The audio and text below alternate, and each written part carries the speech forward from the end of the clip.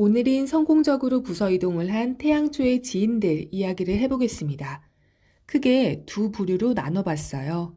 하나는 그 한 가지의 큰 분야를 두고 그 안에서 다양한 업무를 경험하신 분들. 이분들 같은 경우에는 일 자체는 마음에 들었던 겁니다.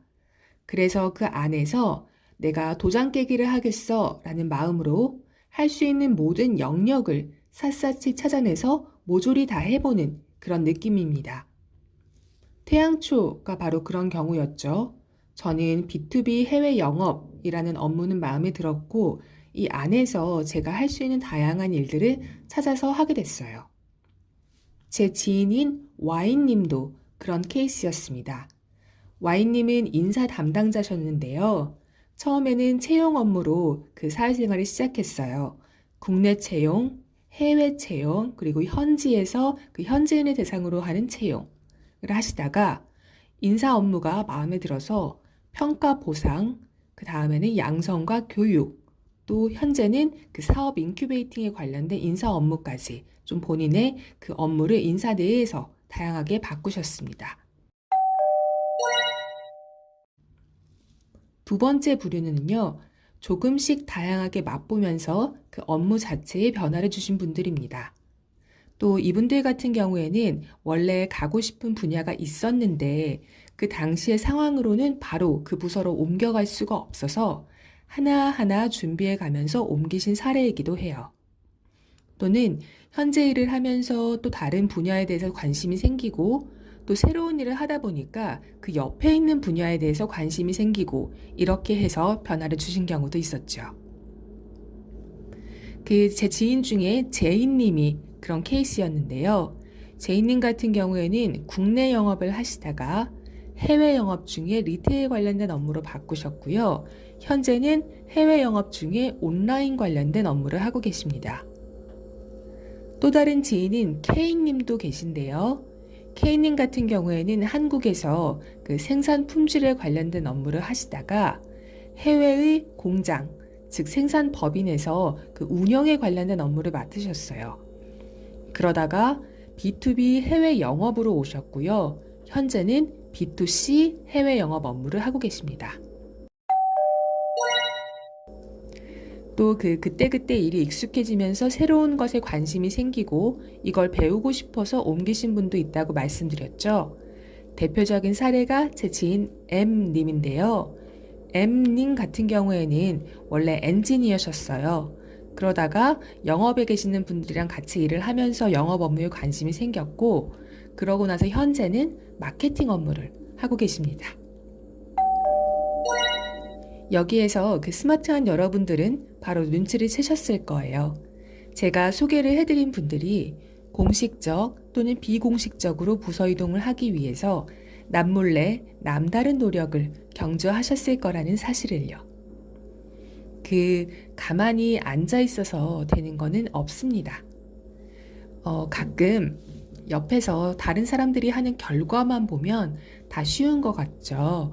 그리고 그분들이 크게 노력하는 것도 없어 보이는데 왠지 그 사람만 일이 잘 풀리고 계속 앞으로 나아가는 것 같은 느낌을 받을 때도 있고요. 저도 그런 걸 느낀 적이 있는데요. 사실 알고 보니까 그 사람들이 다 우리가 안 보는 사이에 뒤에서 엄청 노력을 하고 있더라고요. 다만 퇴근하고 나서 집에서 주말에 그런 노력들을 하시니까 우리 눈에만 안 보였던 거예요. 커리어도 마찬가지입니다. 별도의 노력을 경주를 해야 돼요. 특히 두 가지 부분에서요. 하나는 실력, 다른 하나는 관계입니다. 아까 말씀드렸던 제인님의 사례를 볼게요. 제인님은 원래는 국내 영업을 했지만 사실 해외 영업을 되게 하고 싶으셨대요. 그래서 국내 영업을 하는 동안에 평일 저녁에 거래선이랑 술자리가 있고 해도 그 다음날 새벽에는 꼭 영어 학원을 다녀오셨다고 합니다. 제가 알고 있는 기간만 거의 5년 정도가 돼요. 그리고 나서는 잠시 휴직을 하고 반년 정도 어학연수도 다녀왔어요. 현지에서는 발음 교정을 집중적으로 받았다고 하시더라고요. 덕분에 한동안 그 중남미 지역을 담당하는 리테일 영업을 하시다가 현재는 온라인 영업으로 부서 이동을 다시 또 하신 상태고요. K님 같은 경우에는 그 해외 업무를 자원해서 하시면서 이렇게 부서 이동이 좀 많았던 경우인데요.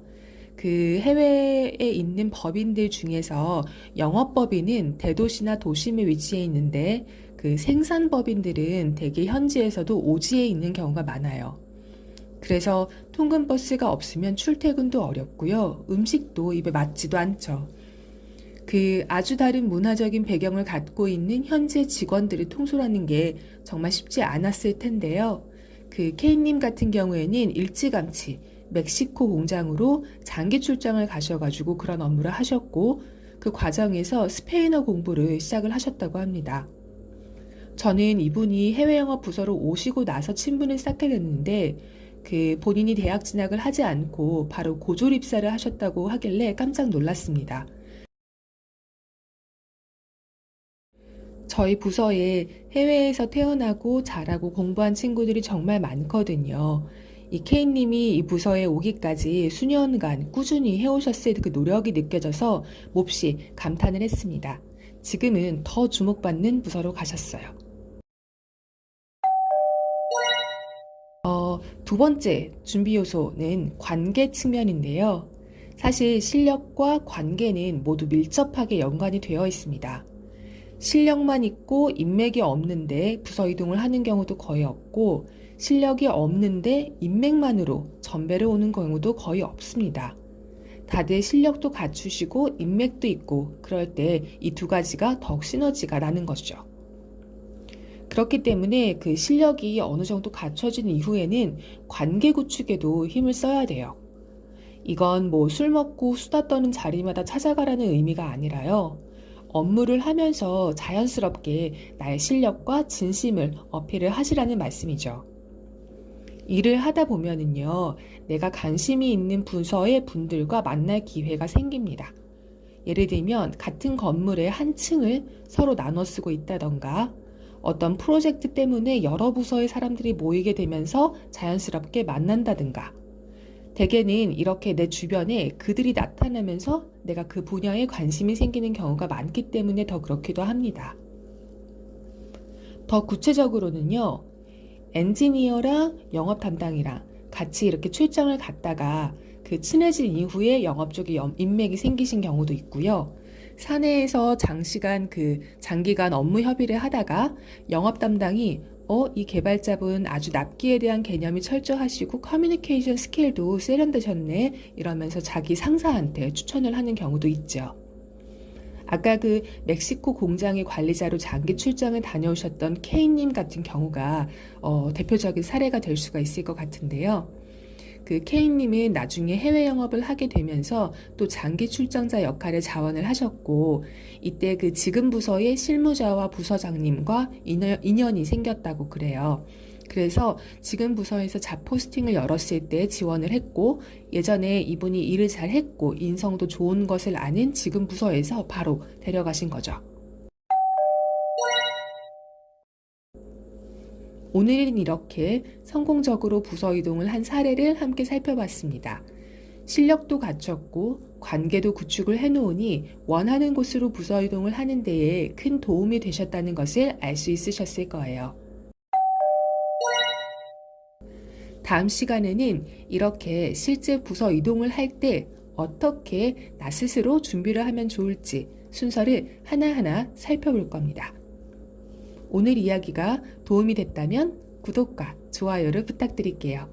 지금까지 태양추였습니다.